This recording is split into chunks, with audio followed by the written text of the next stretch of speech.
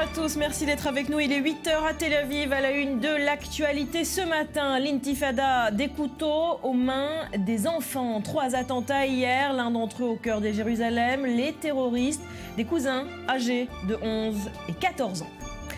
Binyamin Netanyahu poursuit au pas de charge sa visite américaine. Hier, il était l'invité d'honneur des fédérations juives dans le pays et s'est montré plutôt pessimiste. Pas de solution immédiate au conflit israélo-palestinien, déclare le Premier ministre israélien. Et puis en France, un attentat contre des militaires à Toulon a été déjoué. Bernard Cazeneuve confirme l'arrestation d'un jeune homme, Hakim, 25 ans. Il projetait une action violente contre la Marine nationale de Toulon. François Hollande et Nicolas Sarkozy, côte à côte. L'image est rare. Les deux hommes seront réunis ce 11 novembre pour les cérémonies de l'armistice. Un duel qui leur donne une stature de candidat officiel, mais qui semble ennuyer les Français. Enfin, événement cinéma, Spectre, le 24e James Bond de l'histoire sort en salle ce mercredi. Alors est-il un bon James Bond? À qui profite l'assaut commercial autour de 007? Les images et les réponses en fin d'édition.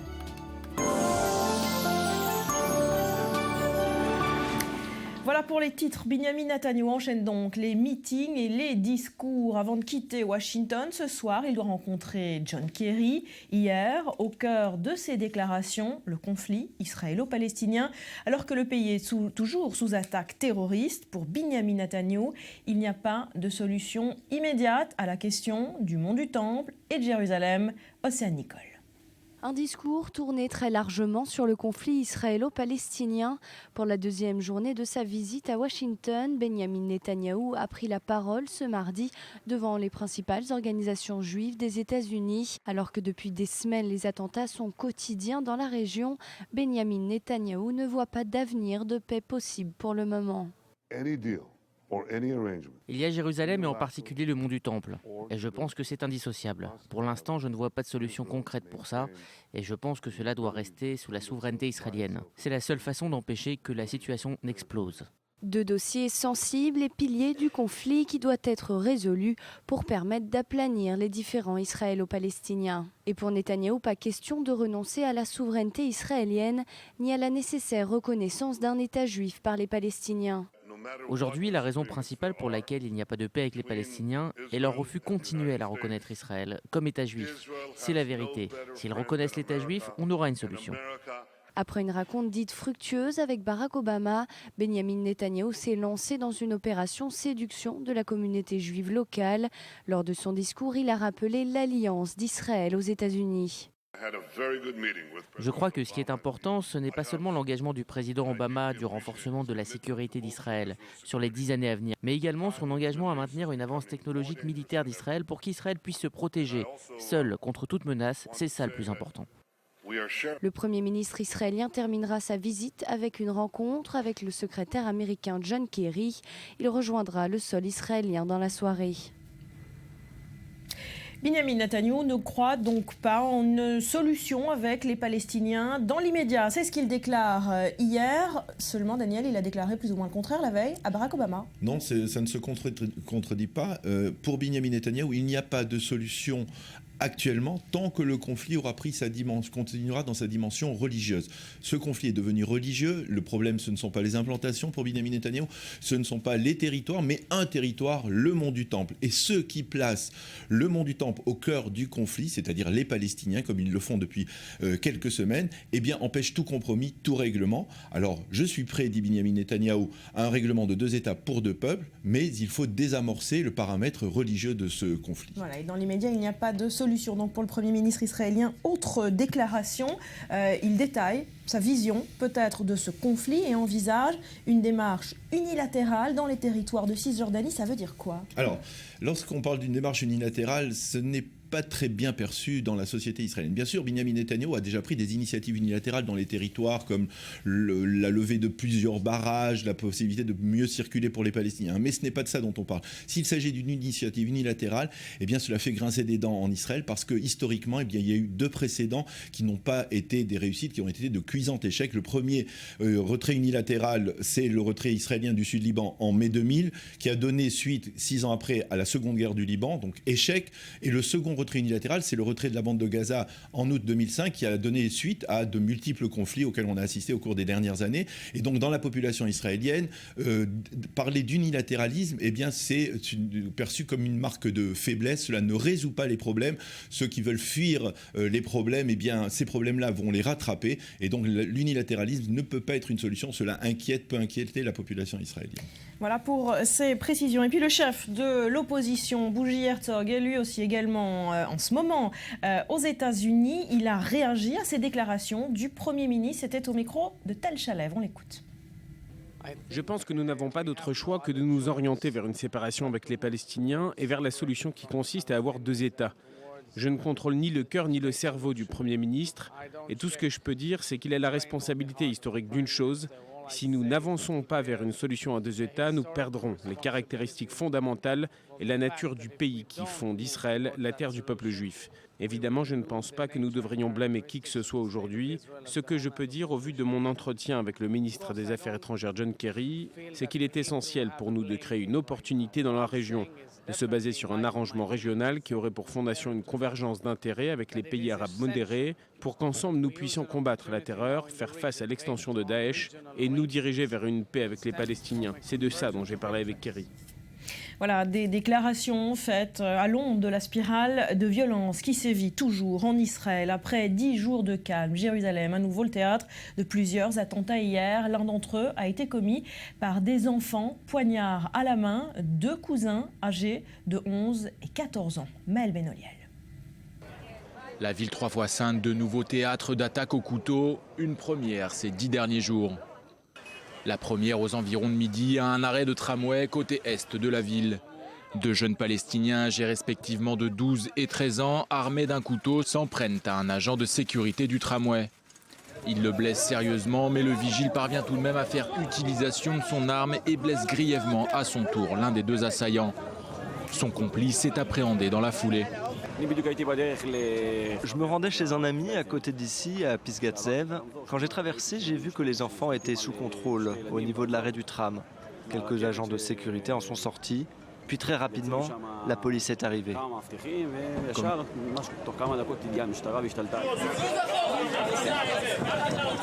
Comme le veut la procédure, les 2 agresseurs sont déshabillés par les forces de sécurité pour s'assurer qu'ils ne portent sur eux aucune ceinture d'explosifs. L'agent de sécurité est transporté quant à lui vers un des hôpitaux de la ville, tout comme son assaillant. Moins d'une demi-heure après cette première attaque, c'est du côté cette fois de l'entrée de la vieille ville, porte de Damas, qu'un trentenaire palestinien, armé là aussi d'un couteau, tente de poignarder 2 agents de sécurité. Pas de blessés à déplorer, un des 2 agents ouvre le feu sur l'assaillant comme le montrent ces images de vidéosurveillance. Il finira par décéder de ses blessures à l'hôpital. Il est à peu près 16 heures quand un autre Palestinien, un adolescent là aussi, tente de poignarder un policier. La scène se déroule à un des points de contrôle de Jérusalem-Est dans le secteur d'Abu Dis. Cette 3e attaque ne fait là non plus pas de blessés. L'assaillant quant à lui est abattu par les policiers en faction. Cela faisait au moins 10 jours que Jérusalem n'avait pas connu de pareille violence, avec 3 attaques au couteau distinctes, en une seule et même journée. Et on se rend immédiatement sur le lieu de la première attaque d'hier, l'attaque dans le tramway à Pisgat Ze'ev. Mathias, vous êtes sur place. D'abord, comment expliquer ce phénomène des enfants quittent leur maison après l'école, poignard à la main, avec pour objectif de tuer des Israéliens? Oui, bonjour Barbara. Cela ressemble en tout point, en tout cas, à l'attentat causé par les cousins Manassra, vous vous en souvenez sans doute, âgés de 13 et 17 ans, qui avaient poignardé 2 civils israéliens, dont un garçon de 13 ans. Ça se passait justement à Pisgat Ze'ev. Et ces enfants d'hier de 12 et 13 ans venaient du quartier de Chouafat. Nous sommes ici à Pisgat Ze'ev et cette station particulière est au carrefour entre 2 quartiers, Beit Hanina et le quartier de Chouafat et le camp de réfugiés de Chouafat. Alors pourquoi expliquer que ce sont des enfants? C'est tout simplement un rôle d'imitation. Ils ont vu leurs amis, leurs copains qui ont qui ont entraîné des attentats, qui ont réalisé des attentats, et ils font pareil. C'est la raison pour laquelle hier, eh bien, à l'intérieur de ces quartiers, on disait que ces enfants, selon les Palestiniens, selon leurs amis, selon les grands frères, si j'ose dire, ont un rôle d'imitation, ont un rôle aussi de désespoir. Ils disent vouloir agir là où les adultes sont désespérés selon leurs propres termes. Oui, évidemment, on se pose la question également du rôle de leurs parents, justement. Alors, Jérusalem n'avait pas connu, Mathias, d'attentat depuis 10 jours. Comment expliquer ce retour du terrorisme dans la capitale ? Pour l'instant, aucune décision n'a été prise du côté de la police. Vous le savez, 100 gardes frontières ont été démobilisés. La plupart des blocs de béton dont je parlais au cours des dernières semaines ont été levés. Pour l'instant, pas de décision de retour de ces barrages filtrants. En attendant, ici, difficile d'expliquer en effet la situation aussi explosive. 3 attentats, 2 attentats au cœur de Jérusalem et 1 aux abords de la capitale. Et en attendant, ici, je peux vous dire que depuis ce matin, très peu d'Israéliens qui montent dans ce tramway, dont la première station part à Beit Hanina, quartier palestinien, et qui traverse le quartier de Pisgat Zev. Une femme me disait d'ailleurs vouloir prendre ce matin l'autobus et vouloir éviter le tramway. Merci Mathias pour ces précisions. Et en pleine intifada des couteaux, ce coup de filet impressionnant, 24 membres du Hamas arrêtés la nuit dernière à Kalkilia. Les renseignements israéliens et plusieurs unités d'élite de Tsahal ont arrêté plusieurs cadres du mouvement. Les chefs de cette cellule étaient en train de relancer les opérations de l'organisation terroriste en Cisjordanie. Les précisions de Maël Belloniel. Les forces spéciales israéliennes vont opérer dans quelques instants. Nous sommes dans la nuit de lundi à mardi à Kalkilia, une ville cisjordanienne de 45 000 habitants. Pas moins de 6 unités d'élite de Tsahal, mais aussi de la police, accompagnées par des forces des services secrets de la sécurité intérieure, ont pris position dans cette ville située seulement à 12 km des côtes israéliennes, tout près de Kfar Saba. Le but, démanteler un réseau du Hamas. Kalkilia est un des fiefs du groupe terroriste en Cisjordanie, et cela depuis toujours. Un réseau dirigé, guidé et financé par des membres des quartiers généraux du Hamas au Qatar et dans la bande de Gaza, et qui se préparait à relancer ses activités terroristes. Moins de 2 heures auront été nécessaires aux forces spéciales pour arrêter 24 membres de la cellule terroriste, des militants mais aussi des hauts responsables, certains d'entre eux ayant déjà été détenus dans les prisons israéliennes par le passé. Cette opération nocturne aura également permis de découvrir plus de 35 000 shekels en liquide, environ 8 000 € lors des différentes perquisitions. Un coup de filet réussi pour les forces israéliennes alors que les attaques au couteau sont quotidiennes dans la région depuis début octobre. Ali Wakad, Israël cherche toujours les moyens d'endiguer cette vague de violence. Est-ce que ce genre d'arrestation est efficace ? Je ne pense pas, Barbara. À court terme, on verra des résultats qui s'avéreront efficaces, mais le Hamas, à plusieurs reprises, a prouvé qu'il était capable de faire surgir des directions alternatives, soit au niveau local, Kalkilia, soit au niveau national. Maël a mentionné que la ville de Kalkilia est un fief du Hamas. 15 sur les 15 conseillers municipaux du conseil municipal de Kalkilia appartiennent au Hamas, avant que le conseil soit démantelé par l'autorité palestinienne suite à la prise du pouvoir du Hamas ou le coup du Hamas à la bande de Gaza. Ça veut dire quoi ? Ça veut dire que le Hamas essaye de se réorganiser, de passer à la vitesse supérieure dans cette intifada des couteaux ?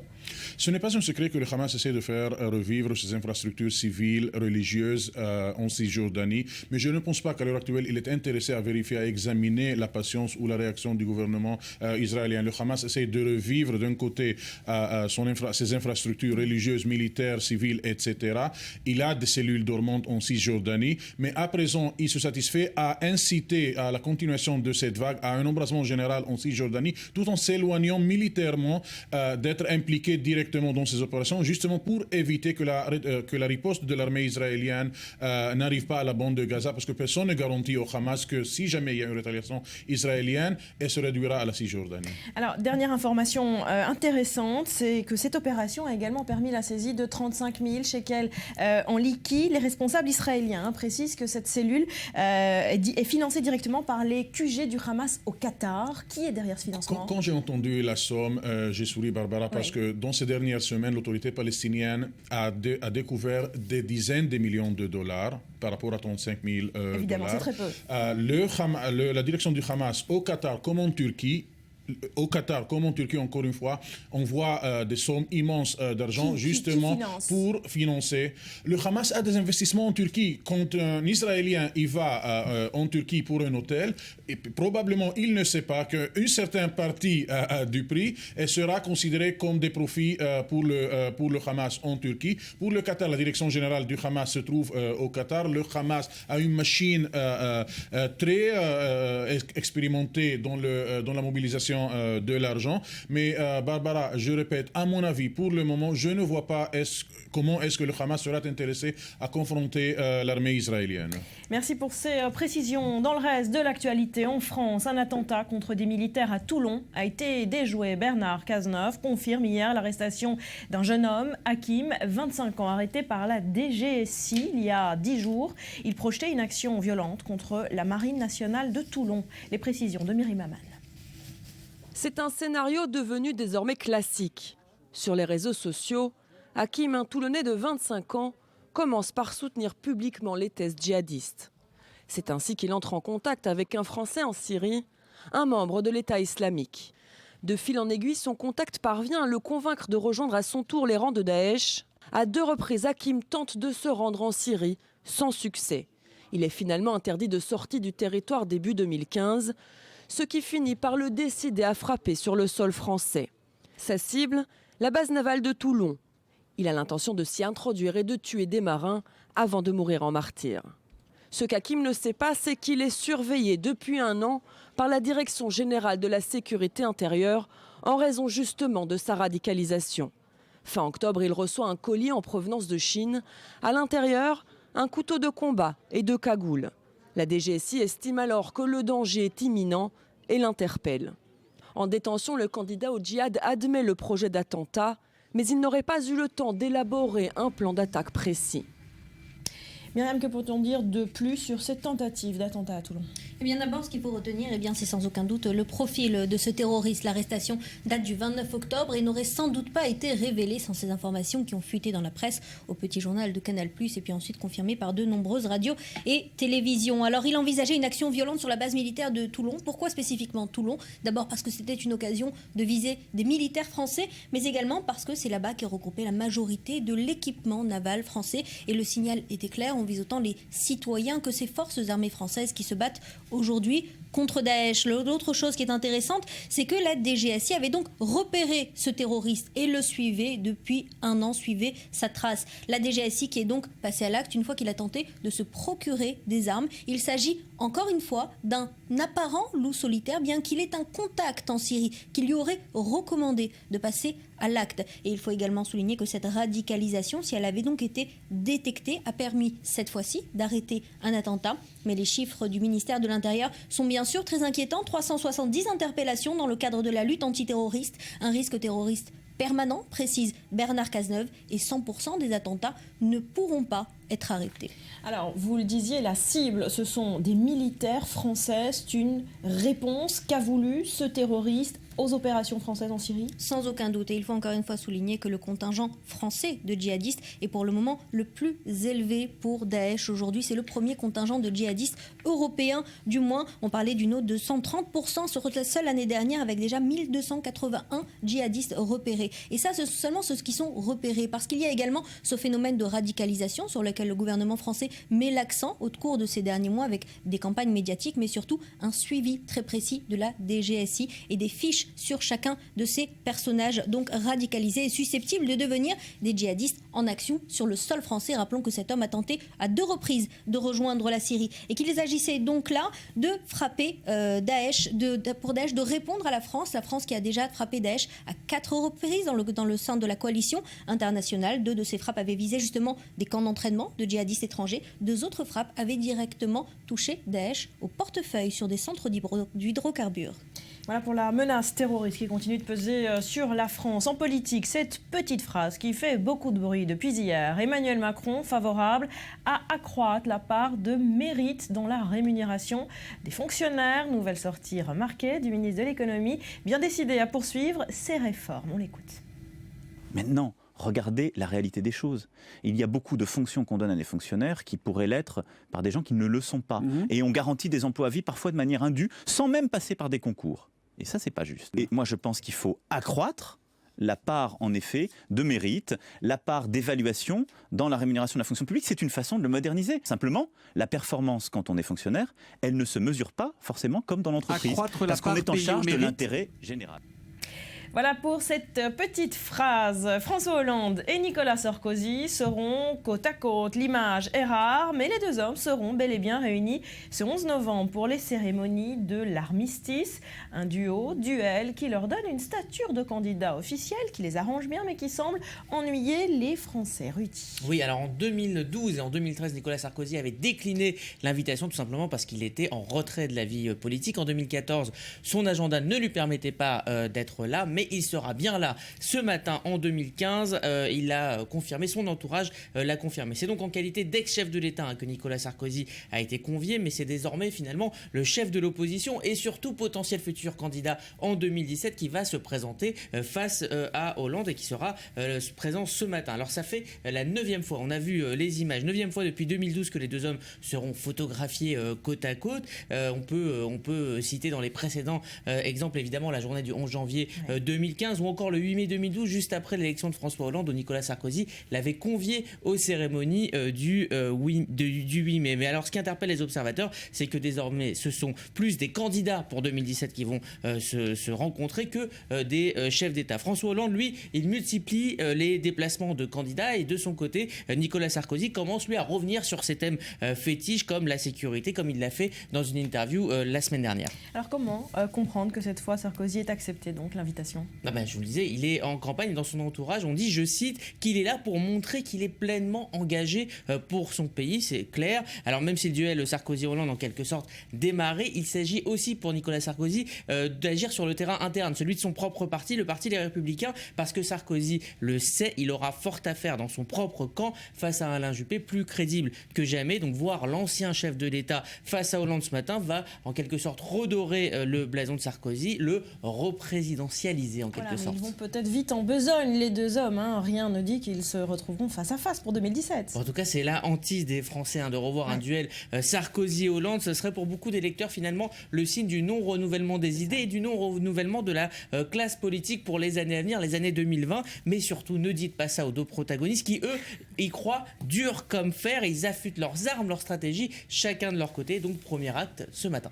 Voilà, on suivra les images. Merci Rudy. En bref, ce rebondissement dans l'affaire du chantage à la sextape, Europe 1 a révélé hier une conversation du 6 octobre dernier entre Karim Benzema et celui qui aurait joué le rôle d'intermédiaire, un délinquant lyonnais qui se trouve être l'un des amis d'enfance de la star de l'équipe de France. Benzema a passé une vingtaine de minutes en tout au téléphone avec lui et se serait comporté comme un acteur de la tentative de chantage. Son avocat a déclaré qu'il porterait plainte.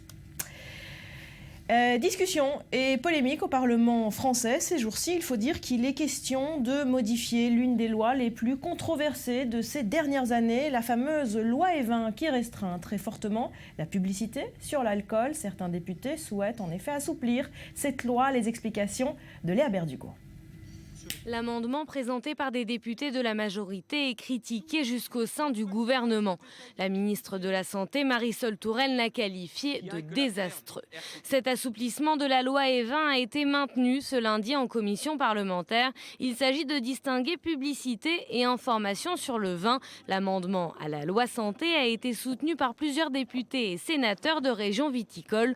Pour eux, l'objectif est clair, favoriser le no-tourisme, faire connaître les régions viticoles alors que l'intérêt de la population décroît. Serait-ce la fin de la loi Evin? Certains balaient d'un revers de main les critiques des opposants. C'est un amendement qui tient en 4 lignes.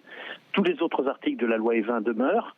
C'est un amendement qui précise simplement que quand on mentionne un site no touristique, par exemple en Champagne, une aire d'autoroute pourrait s'appeler l'aire de Champagne, alors qu'aujourd'hui elle ne peut pas s'appeler l'aire de Champagne, parce qu'elle a un nom en rapport avec une boisson alcoolique, et donc c'est considéré comme de la publicité. Vous voyez où on est tombé, la France, un des premiers producteurs de vin.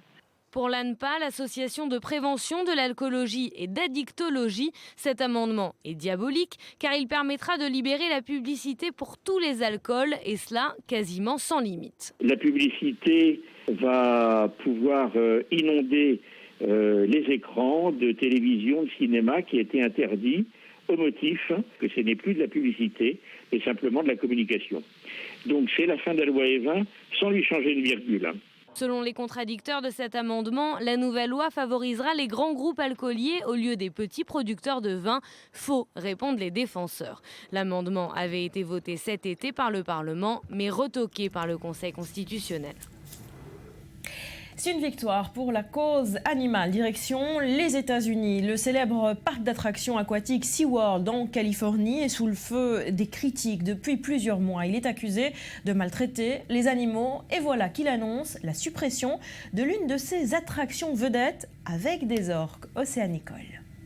Les Américains ne verront plus d'orques en captivité, du moins en Californie.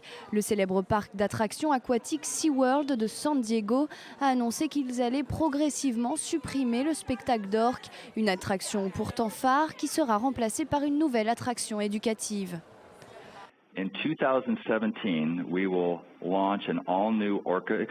En 2017, nous allons lancer une toute nouvelle attraction d'orques. Elle se concentrera davantage sur l'environnement naturel et les comportements naturels des baleines. Cela signifie que 2016 sera la dernière année de notre spectacle One Ocean avec nos orques, uniquement pour notre parc à San Diego. Le parc d'attractions américain s'était retrouvé malgré lui sous le feu des projecteurs à la suite d'un documentaire dénonçant la maltraitance et l'impact de la captivité des orques. Un documentaire qui avait fait baisser très nettement la fréquentation de ces parcs d'attractions. La fin de ces expériences sordides est inévitable. La captivité de ces orques influe sur leur comportement et ce n'est pas naturel pour eux. Aucun changement n'est suffisant pour s'occuper des besoins de ces animaux qui sont très intelligents et très sensibles. C'est pour ça que notre association souhaite que SeaWorld prenne la bonne décision, celle d'arrêter d'élever des orques et de construire des structures qui permettraient aux orques de s'adapter dans un milieu naturel convenable. La société américaine SeaWorld se défend, assurant qu'il traite les animaux avec dignité et que la capture d'orques en milieu naturel n'a pas été faite depuis 35 ans. Pour les parcs du Texas et de Floride, aucune modification ne sera faite pour le moment. Un sujet pris très au sérieux par les Américains, le parlementaire californien avait affirmé il y a quelques jours envisager très sérieusement un projet de loi interdisant de garder et d'élever les orques en captivité. Voilà, on va se quitter pour un nouveau point complet sur l'actualité. Juste après, on va parler de ce repas non halal arrosé de vin. Il n'en fallait pas moins pour décourager le président iranien à déjeuner avec François Hollande à l'Elysée. Un repas prévu la semaine prochaine. Le détail de cette affaire après un nouveau journal qui vous est présenté ce matin par Eleonore Veil.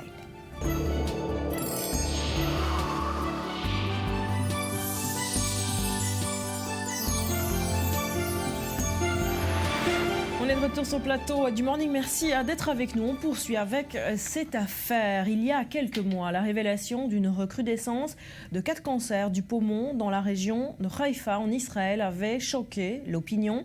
Eh bien, Haïfa, justement, des chercheurs du Technion, l'Institut de technologie d'Israël, ont mis au point un poumon artificiel afin d'étudier l'impact de la pollution. Benjamin Le Souef. La pollution de l'air est l'une des raisons essentielles des maladies respiratoires et des cancers du poumon. Elle serait à l'origine d'un décès sur 8 dans le monde, selon l'Organisation mondiale de la santé. Afin de mieux connaître les différents éléments pathogènes et leur circulation dans les voies respiratoires, le professeur Josué Snitman a développé dans son laboratoire du Technion à Haïfa un outil particulièrement encourageant.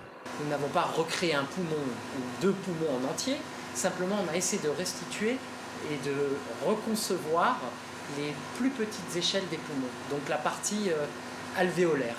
En faisant circuler l'air dans ce poumon artificiel, les chercheurs vont pouvoir réaliser des études de haute précision à échelle réelle.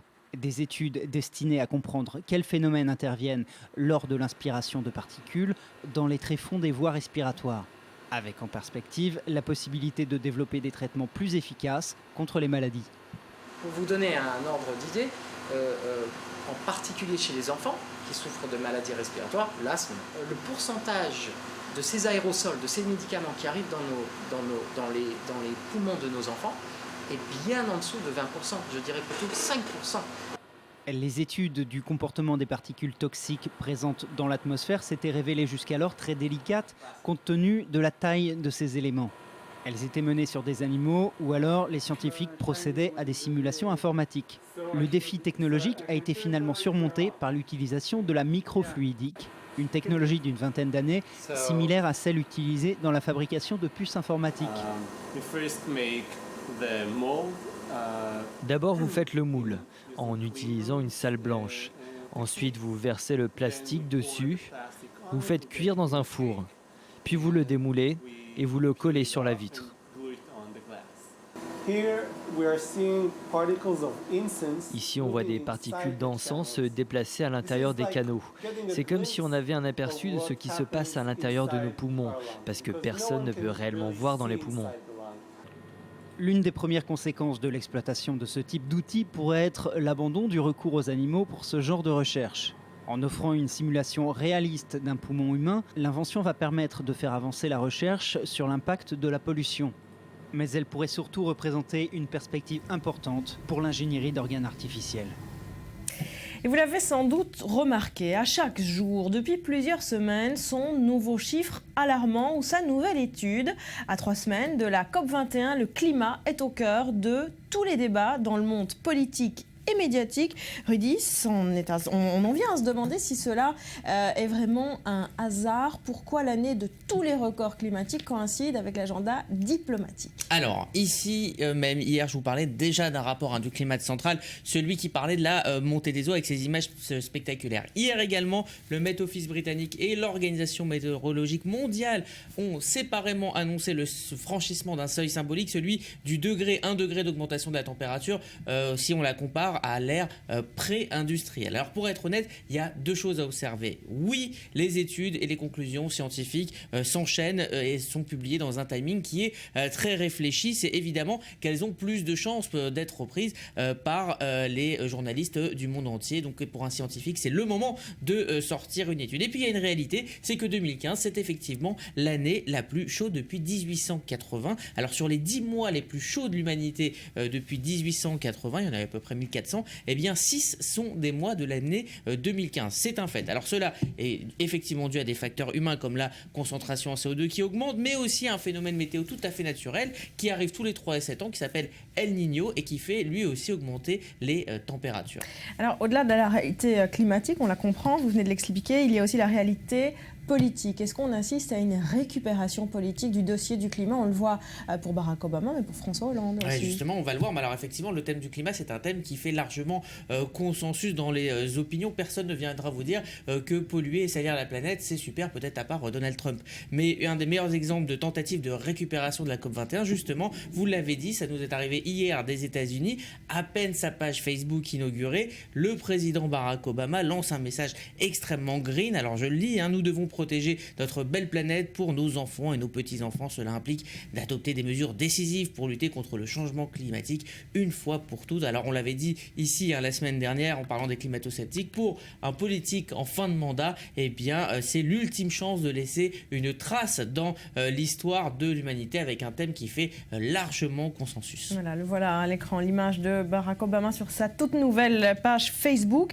En France, certains se demandent si François Hollande n'en fait pas un petit peu trop autour du climat. Il n'est pas tout seul, c'est tout l'exécutif qui est mobilisé. Il suffit de prendre l'exemple par exemple des télépublics qui ces dernières semaines ont multiplié les programmes courts, les reportages, les sites internet spécialement consacrés à cette COP21. François Hollande qui va même se déplacer sur des glaciers pour constater lui-même la fonte des glaciers. Il ne ménage pas ses efforts de l'Assemblée générale des Nations Unies jusqu'à Pékin pour endosser le rôle parfait de Monsieur Climat, sauveur de l'humanité, qui pourrait réussir une mission impossible. Pour s'en rendre compte, écoutez ces mots face à ce glacier. Tout est dans la dramatisation de la situation. D'un glacier, c'est en quelques années que ça s'opère. Puisque ici, le glacier recule de 50 mètres par an. Donc je suis très pessimiste si on ne fait rien. Et en même temps, je suis davantage confiant sur les chances de l'accord à Paris, en raison justement de cette mobilisation.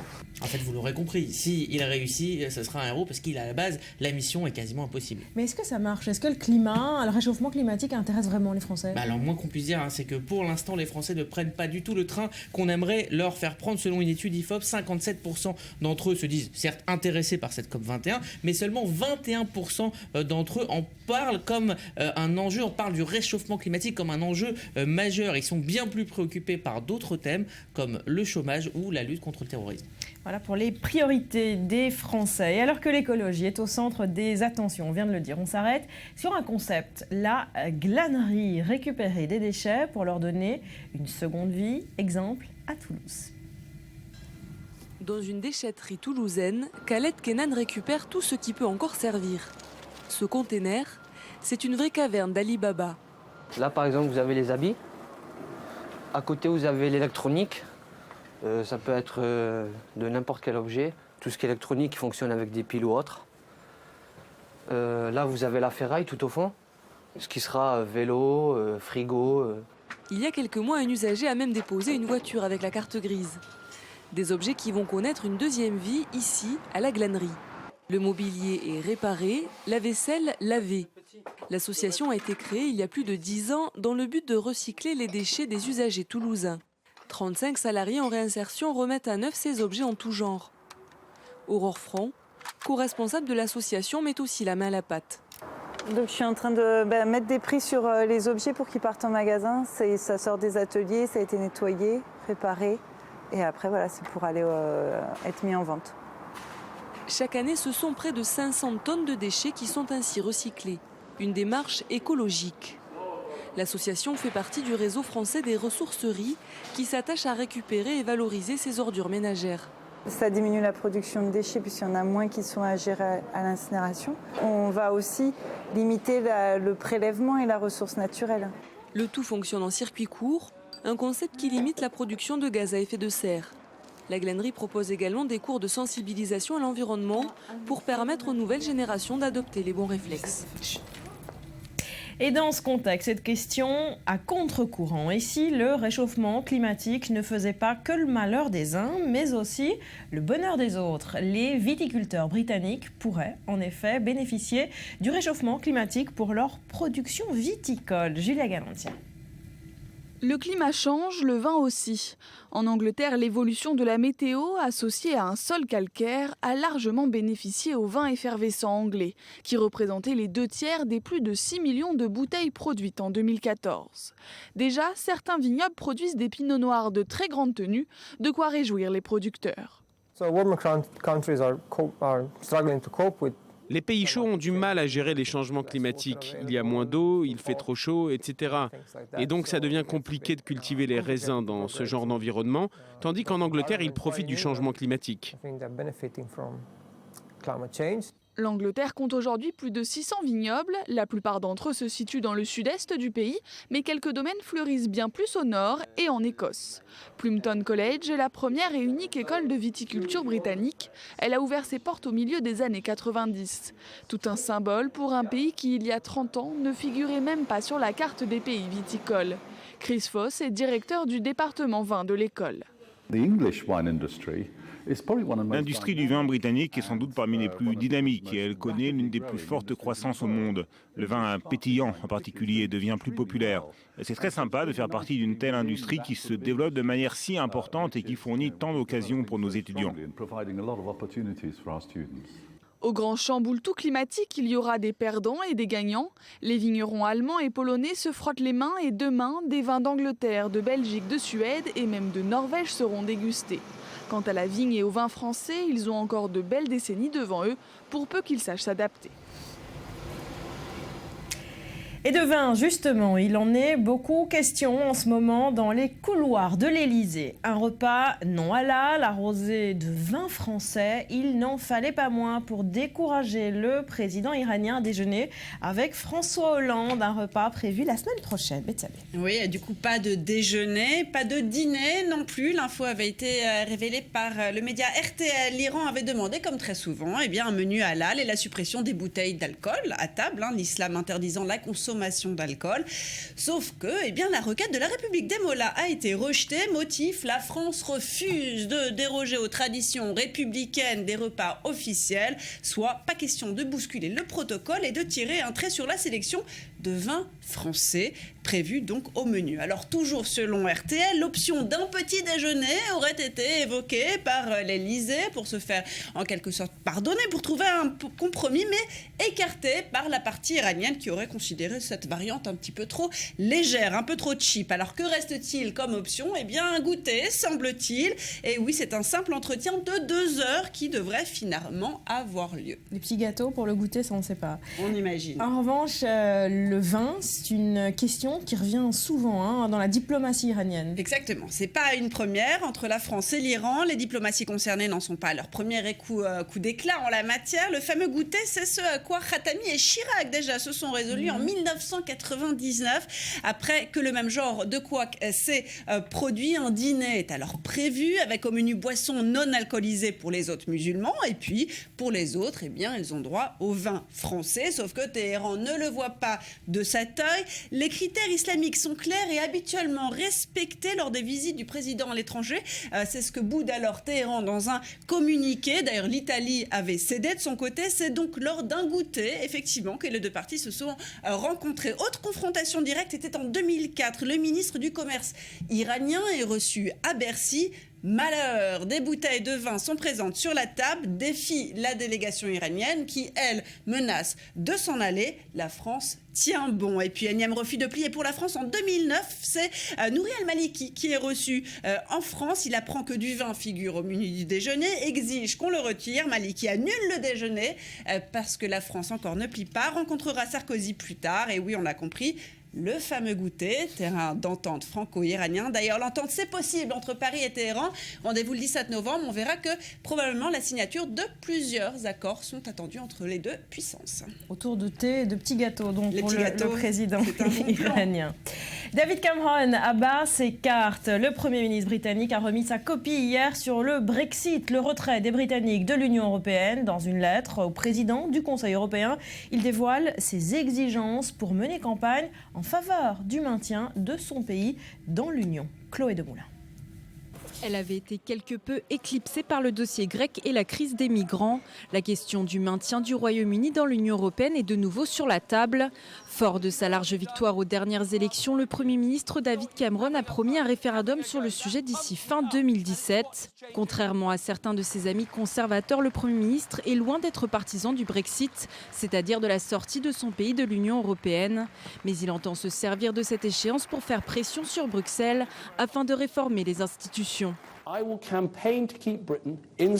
Je ferai campagne pour garder le Royaume-Uni au sein d'une Union européenne réformée. Mais si nous ne pouvons obtenir un tel accord et si les préoccupations du Royaume-Uni ne sont pas entendues, et je ne pense pas que ce sera le cas, alors nous devrons repenser si oui ou non cette Union européenne est bénéfique pour nous. Et comme je l'ai déjà dit, je n'exclus rien. David Cameron souhaite renégocier plusieurs points. D'abord, que l'Union ne fasse plus de discrimination entre les États non membres de la zone euro. Ensuite, que l'accent soit mis sur la compétitivité. Que le Royaume-Uni soit exempté d'aller vers une Union toujours plus resserrée. Et enfin, qu'elle dispose d'un plus grand contrôle en matière d'immigration. Des revendications dont certaines sont accueillies plutôt froidement par la Commission.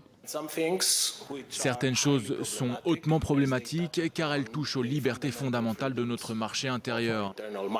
La discrimination directe entre citoyens européens entre clairement dans cette catégorie.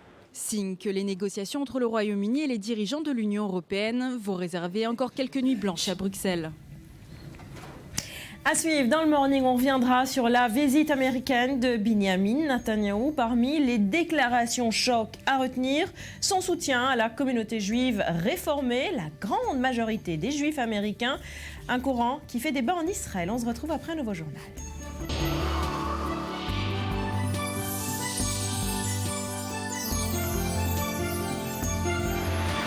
On est de retour sur le plateau du Morning. On revient sur la visite de Benyamin Netanyahou qui poursuit au pas de charge cette tournée américaine de 3 jours. Hier, il était l'invité d'honneur des fédérations juives du pays et s'est montré plutôt pessimiste. Pour Benyamin Netanyahou, pas de solution immédiate au conflit avec les Palestiniens.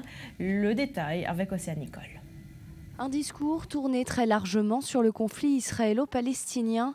Pour la deuxième journée de sa visite à Washington, Benyamin Netanyahou a pris la parole ce mardi devant les principales organisations juives des États-Unis. Alors que depuis des semaines, les attentats sont quotidiens dans la région, Benyamin Netanyahou ne voit pas d'avenir de paix possible pour le moment.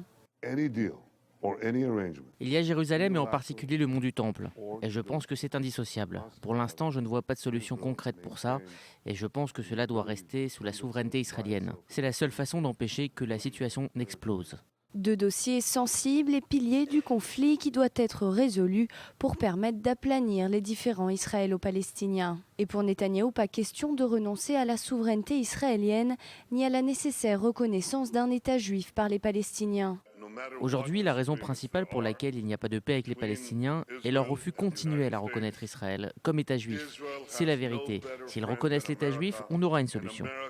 Après une rencontre dite fructueuse avec Barack Obama, Benyamin Netanyahou s'est lancé dans une opération séduction de la communauté juive locale. Lors de son discours, il a rappelé l'alliance d'Israël aux États-Unis. Je crois que ce qui est important, ce n'est pas seulement l'engagement du président Obama du renforcement de la sécurité d'Israël sur les 10 années à venir, mais également son engagement à maintenir une avance technologique militaire d'Israël pour qu'Israël puisse se protéger, seul contre toute menace. C'est ça le plus important. Le Premier ministre israélien terminera sa visite avec une rencontre avec le secrétaire américain John Kerry. Il rejoindra le sol israélien dans la soirée. Et depuis Washington, on vous retrouve notre envoyé spécial Daniel Ziri. Benyamin Netanyahou quittera donc Washington ce soir. Quelle conclusion tirer de cette visite ? Oui, bonjour Barbara. En effet, la visite du Premier ministre israélien Benyamin Netanyahou s'achève aujourd'hui ici à Washington. Et cette visite, je pense qu'on peut le dire, a été placée sous le signe de la réconciliation, ou du moins d'une tentative de réconciliation, après un été plutôt difficile avec cet accord sur le nucléaire iranien qui a fait beaucoup de désaccords entre les États-Unis et Israël. Et pas seulement, Netanyahou a voulu vraiment enterrer la hache de guerre, mais pas seulement avec Barack Obama, le président américain, mais aussi avec la communauté juive américaine qui s'est souvent au cours de la dernière année sentie déchirée entre les États-Unis et Israël. Hier, nous avons assisté au discours du Premier ministre dans un forum juif très important aux États-Unis, l'Assemblée générale des fédérations juives de l'Amérique du Nord. Il s'y est exprimé et on a parlé à quelques-unes des personnes qui ont assisté à ce discours. Je vous propose de les écouter. There was definitely a split over the Iran agreement. It brought out a lot of tension. It brought out a lot of very passionate reactions on both sides. And certainly, as well as the dispute between the Israeli government and the American administration. So it was a difficult summer, no question. It was a long, hard, hot summer, and we at Jewish Federations are completely focused on healing the divides that have opened up in our community and moving forward. And I am absolutely certain that part of the Prime Minister's message is going to be that that is what Israel needs, that is what the Jewish people need, and he will help us. He'll give us kind of a vitamin shot, and out we will go back into our communities. He's here to kind of move past the Iranian deal and tell the entire Jewish community that we need to stay united and work together and that we need to improve. Voilà, et parmi les déclarations choc de Benyamin Netanyahou aux États-Unis, on s'arrête sur son soutien réitéré hier devant un public acquis, son soutien à la communauté juive réformée des États-Unis. Il s'agit bel et bien de la grande majorité des juifs américains. Il déclare un financement en Israël par l'agence juive pour la première fois de l'histoire de cette communauté réformée et conservative. D'abord, Daniel, qui sont ces juifs réformés, conservatifs, libéraux héros, dirons-nous. Oui, alors c'est le courant dominant au sein du judaïsme américain. Il y a environ plus de 53 à 60% des juifs qui se définissent comme soit réformistes, soit conservatifs, alors qu'il n'y en a que 10% qui se considèrent comme orthodoxes. C'est un judaïsme, on va dire, plus libéral, plus ouvert en direction des autres communautés, qui acceptent par exemple le mariage exogame avec des non-juifs. Mais c'est une communauté qui est très majoritaire dans la communauté juive américaine, cette tendance, mais elle est très minoritaire au sein de la communauté juive en Israël. Alors, est-ce qu'on peut dire que Benjamin Netanyahou s'est lancé dans une opération séduction de son auditoire, de ces juifs américains, et c'est pour cela qu'il fait cette déclaration, sa volonté de renforcer cette communauté? On l'a vu dans le sujet de Daniel, effectivement, la communauté juive américaine s'est retrouvée divisée dans le dossier du nucléaire iranien. Benjamin Netanyahou l'a impliqué dans ce débat qu'il a eu avec le président américain. Elle s'est retrouvée déchirée. Et Benjamin Netanyahou se devait, pour cette communauté, de faire un geste réparateur, un geste unificateur. Et c'est ce geste en direction donc de ces communautés vers la communauté libérale et conservative d'Israël. Alors, cela ne veut pas dire que le gouvernement israélien va tout de suite investir en faveur de ces communautés, qu'il faut rappeler, sont minoritaires en Israël et sont quasiment masquées par l'hégémonie orthodoxe qui domine ici le grand rabbinat d'Israël, par exemple. Des communautés minoritaires en Israël à qui, pour la grande majorité des Juifs, en tout cas, ce discours ne plaît pas. Est-ce que c'est une bombe politique qu'a lancée Benjamin Netanyahou ici, à l'intérieur du pays? C'est une mini-bombe politique que Benjamin Netanyahou a lancée. Effectivement, les partis orthodoxes ont immédiatement réagi en s'inquiétant de cette déclaration. Ils veulent des clarifications. Je pense que Benjamin Netanyahou va leur en donner. Il va les rassurer en disant que ce n'est pas le gouvernement, ce n'est pas le ministère des cultes qui va légitimer les courants réformateurs et conservatifs, mais c'est l'agence juive qui est un organisme qui est en dehors du gouvernement, et donc d'une certaine manière l'hégémonie de l'orthodoxie israélienne sera maintenue. On a du mal à imaginer que les orthodoxes quittent actuellement le gouvernement dans la conjoncture actuelle. Voilà, et ce qu'on dit à Washington n'est pas forcément ce qu'on dira à Jérusalem. C'est une des conclusions de ce voyage. Des déclarations en tout cas de Benjamin Netanyahou faites, vous le savez, en pleine spirale de violence. Après 10 jours de calme, Jérusalem à nouveau était le théâtre hier de plusieurs attentats. L'un d'entre eux a été commis par des enfants, poignard à la main, 2 cousins âgés de 11 et 14 ans lancés dans une course meurtrière. On se rend sur le lieu de cette attaque dans le tramway de Jérusalem, dans le quartier de Pisgat Ze'ev, où on vous retrouve. Mathias Inbar, que s'est-il passé exactement ? Oui, c'est ici, aux alentours de midi, Barbara, que 2 jeunes enfants palestiniens de 11 ans et de 14 ans étaient assis dans la dernière locomotive de ce tramway, armés de couteaux et de ciseaux. Ils ont attendu que le garde de sécurité leur tourne le dos pour se jeter littéralement contre ce dernier, le blessant à la tête et au torse, lui assénant plusieurs coups de couteau et de coups de paire de ciseaux, jusqu'à ce que ce dernier puisse se détacher de ses agresseurs et tirer sur l'un d'entre eux. Le deuxième a été arrêté par les passagers du tramway. Et ici, je peux vous dire que les gens sont un peu moins nombreux qu'hier, parce qu'il y a toujours cette crainte de voir cette imitation, de voir qu'un prochain attentat survienne justement dans ce quartier-là qui jouxte les quartiers de Beit Hanina et de Chouafat. Voilà, et pendant ce temps, le gouvernement israélien cherche toujours, Mathias, des solutions pour endiguer ces attaques. L'une d'entre elles concerne ces enfants de plus en plus nombreux qui passent à l'acte. On parle d'emprisonnement de mineurs, une mesure jusqu'ici interdite par la loi. Pour l'instant, elle est interdite par la loi, et c'est tout le travail de la ministre de la Justice, Ayelet Shaked, qui souhaite désormais changer la loi, en tout cas proposer cette loi à la Knesset, à savoir pouvoir emprisonner les enfants de 12 ans dans le cas d'un meurtre, de tentative de meurtre ou d'assassinat, comme ce fut le cas par exemple hier, à savoir que les enfants de 12 ans recevraient leur peine et ne seraient emprisonnés qu'à partir de 14 ans pour l'instant. Rappelons que ce n'est pas le cas. Voilà, un changement de loi qui concerne un autre enfant palestinien. On se souvient de l'affaire Ahmed Manassra, cet enfant de 13 ans, lui aussi, qui était passé à l'acte dans ce quartier de Pisgat Ze'ev. Où en est son procès ?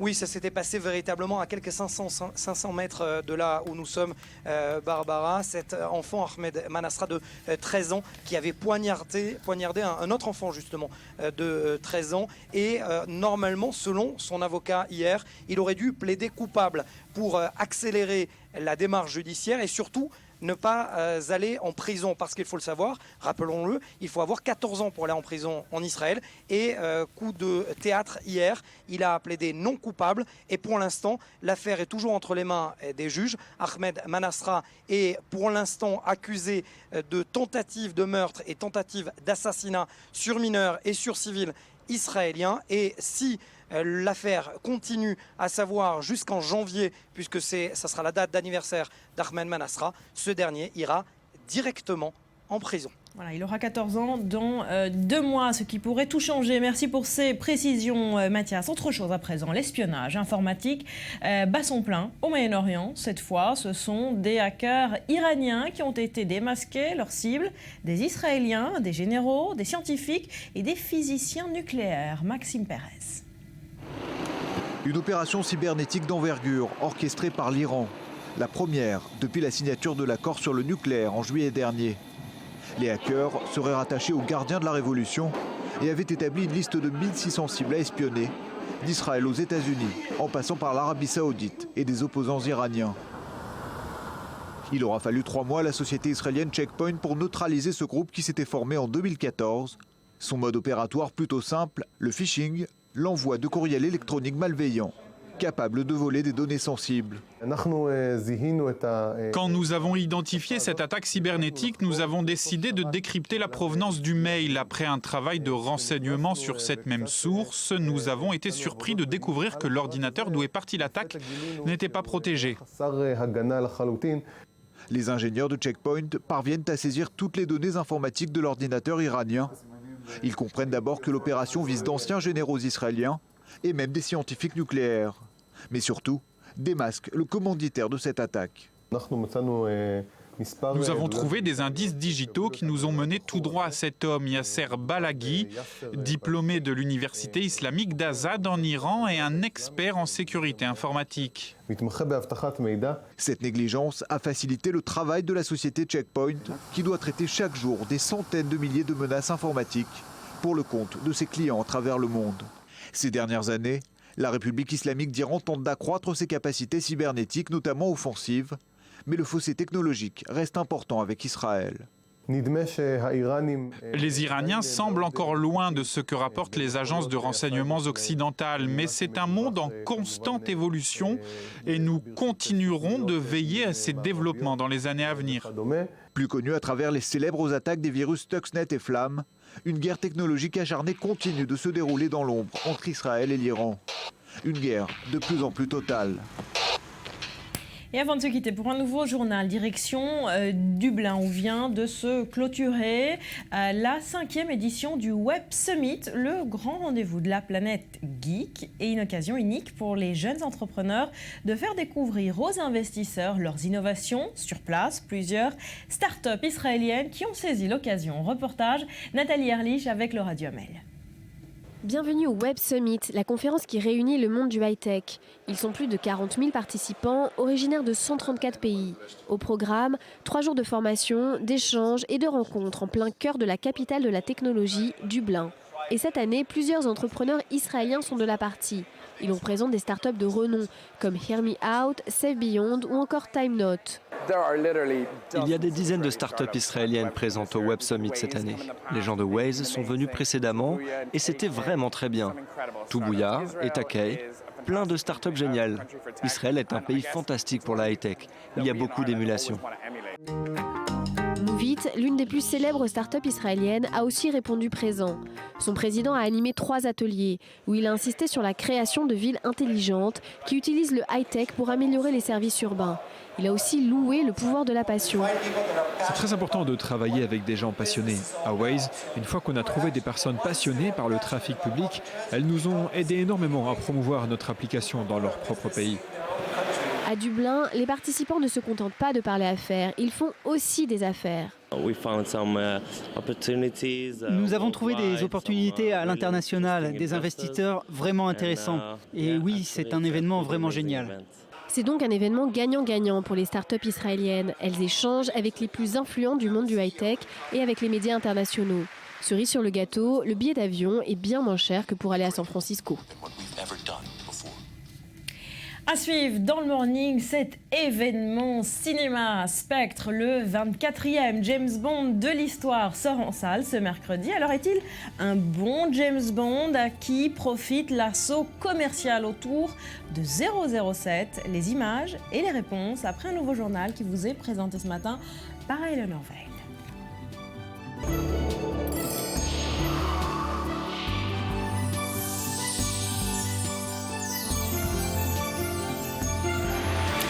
André Glucksmann est décédé hier, vibrant hommage à cette figure, ce philosophe aux cheveux longs, éternellement en colère, d'abord engagé dans le maoïsme, acteur de mai 68, mais qui va évoluer peu à peu vers l'atlantisme. Léa Berdugo revient sur son parcours.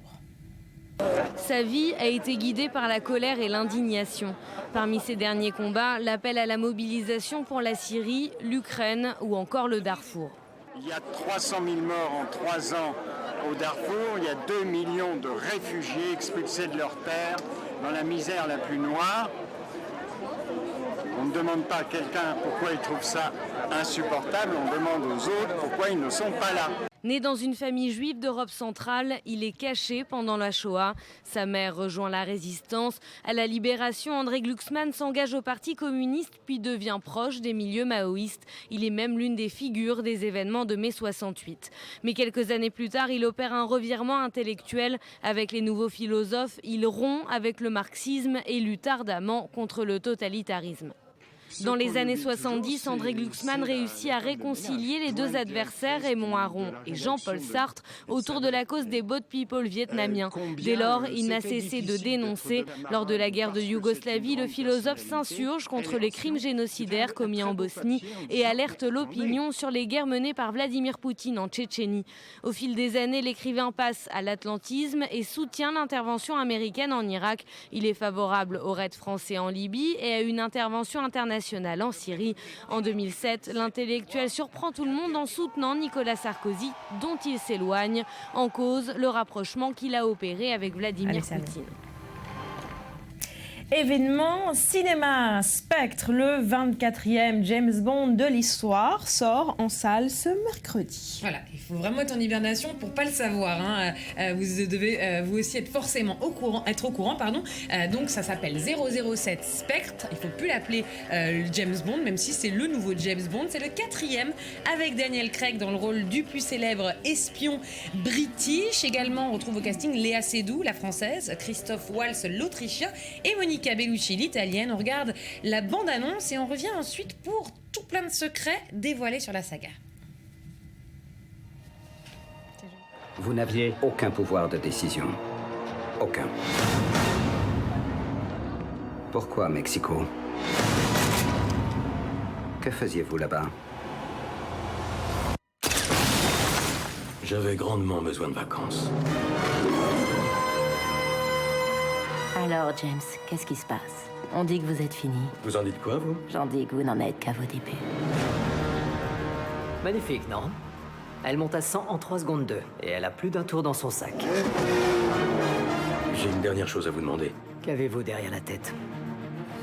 Vous pouvez me faire disparaître? Dites-moi où il est. Il est partout à la fois. Si vous allez là-bas, vous passerez dans un monde qui ne connaît pas la pitié. Vous protégez quelqu'un.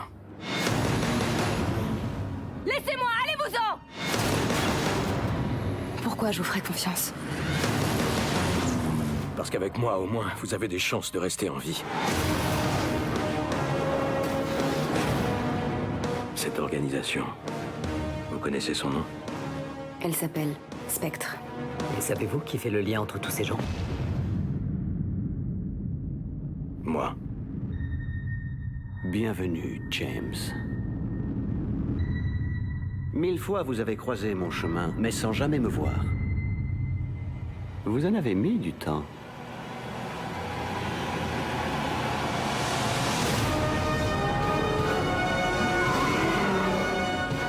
C'est vraiment ça que vous voulez? Vivre dans l'ombre, traquant les autres, et toujours seul. C'est pas ça qui m'encombre l'esprit. C'était moi, James. L'auteur de tous vos malheurs.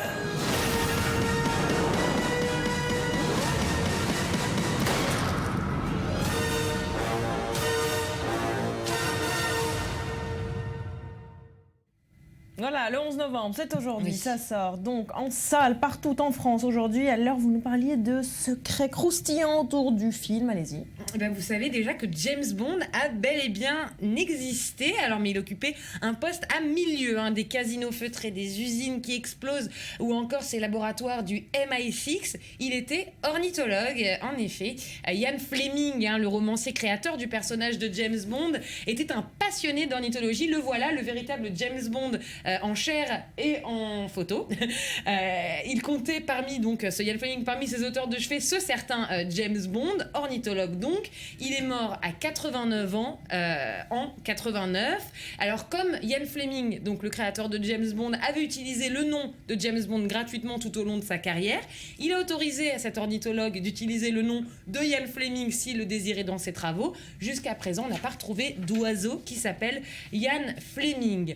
Autre secret, la James Bond Girl, ça vous intéresse, je le sais, eh bien, elle a une date d'expiration. Cette James Bond Girl, elle ne dépasse en général pas plus de 2 heures, sauf une actrice, la sublime Maud Adams, qu'on voit sur ces images. Elle est actrice et top modèle suédoise, et elle a à son crédit 2 James Bond et demi, notamment elle a joué dans L'Homme au pistolet d'or, puis 10 ans plus tard, on la retrouve dans Octopussy, toujours face à Roger Moore dans le rôle de l'agent 007. Autre James Bond girl qui bat des records, c'est Monica Bellucci, détestée de certaines personnes sur ce plateau. C'est un bien grand mot. Que l'on retrouve donc dans Spectre. C'est la première à avoir à peu près le même âge que James Bond. C'est une quinquagénaire. Et d'ailleurs, elle préférait qu'on ne l'appelle pas girl. Je suis trop adulte, trop mûre pour jouer une girl. Léa Seydoux, elle le fait merveilleusement bien. Je crois que c'est aussi une belle image pour les femmes, parce que pour la première fois, on voit une femme adulte dans les bras de Bond. C'est une femme qui n'a plus la beauté de la jeunesse, mais elle a une féminité, et cette féminité va la sauver. Il faut l'appeler comment? Voilà, James Bond, Madame Woman, ouais, c'est ça. La James Bond Lady. Ok.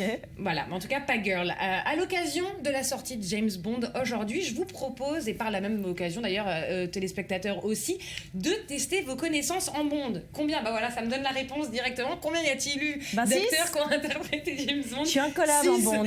Voilà. C'était la règle imposée par la famille Brocoli, voulant que les interprètes du rôle soient issus du Commonwealth. James Bond a donc été interprété par un Écossais, Sean Connery, un Australien, George Lazenby, un Anglais, Roger Moore, un Gallois, Timothy Dalton, un Irlandais, Pierce Brosnan, et un Anglais de nouveau, le fameux Daniel Craig. Alors, est-ce qu'ils sont tous encore vivants? Oui, non? Oui. Oui.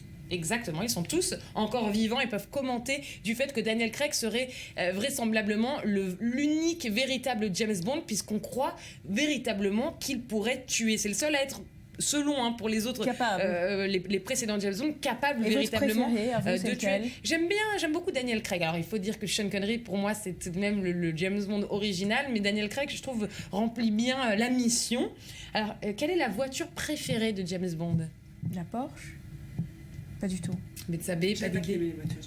L'Aston Martin. Voici d'ailleurs le tout dernier modèle de cette fameuse Aston Martin qui est dans le tout dernier épisode de James Bond. La voici qui défile dans les rues parisiennes. C'était un défilé organisé. D'ailleurs, elle se trouvait aux côtés d'autres voitures qui ont apparu dans d'autres épisodes de James Bond. Elles sont magnifiques, ces voitures. Quel est le cocktail favori de James Bond? Vodka martini. Vous êtes incollable, Barbara. Je pensais vous poser des cols. Oui, la vodka. La vodka martini. C'est très connu. Vodka martini. Une olive. Shaken but not stirred. Écoutez-le. For the gentleman, vodka martini, shaken, not stirred. Vodka martini, shaken, not stirred. Vodka martini. Shaken, not stirred. Dry martini. Oui, monsieur. Wait. 3 measures of Gordon's, 1 of vodka, half a measure of Kina Lily. Shake it over ice and then add a thin slice of lemon peel. Vodka martini. Shaken or stirred. Do I look like I give a damn? Voilà, à la fin, il s'en fiche. En termes de box-office, quel est le James Bond qui a fait le plus d'entrées en salle? Je pourrais pas vous dire. Eh bien, il s'agit du tout dernier James Bond. Skyfall arrive en tête du box-office des James Bond, suivi de Opération Tonnerre. Et en troisième position, on retrouve Goldfinger. En revanche, le plus gros échec est le James Bond qui s'appelait Permis de tuer, dans lequel d'ailleurs on retrouvait Benicio del Toro qui jouait son premier rôle au cinéma. On a les images, regardez. 90% mixture of cocaine and ordinary gasoline. Skip cord. Ammonium, it looks like. No evidence.